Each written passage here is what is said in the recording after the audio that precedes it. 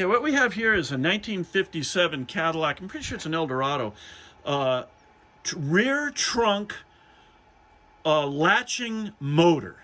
Now, just to get into the detail a little bit, this was underwater.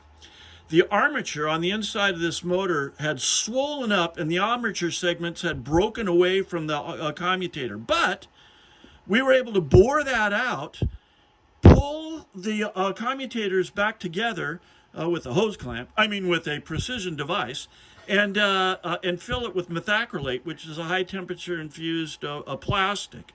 And then we went through and cleaned it all out. Everything in here was a little bit rusty. As a matter of fact, the rear bearing assembly on this unit is now pop riveted back in because the spring-loaded cage that held the spherical bearing had atrophied in the rust and broken away. We actually had to make a new one of those.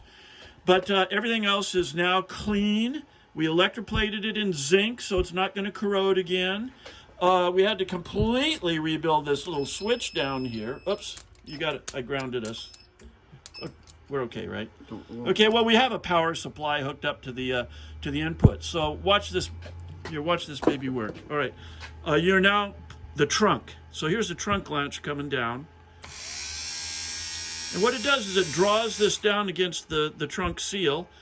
And now actually we just have this plugged into power right here. There's a button that allows you to do this. But essentially the reverse is true when this button... Trunk release? Yeah, trunk release. Now, we don't have the logic that tells us what's on the other end of this switch because that's in the car right now. But it works in both directions, and it has the extra terminal here, likely for the trunk release button, however that works. It may be hooked up through the ignition switch, I'm not sure. In any case, given everything that we have here to work with it, completely rebuilt, totally functional, and it only draws, go ahead, hit it again. That's about 6 amps there, which is absolutely amazing for an old-fashioned motor. All right, so that's our story. We're sticking to it.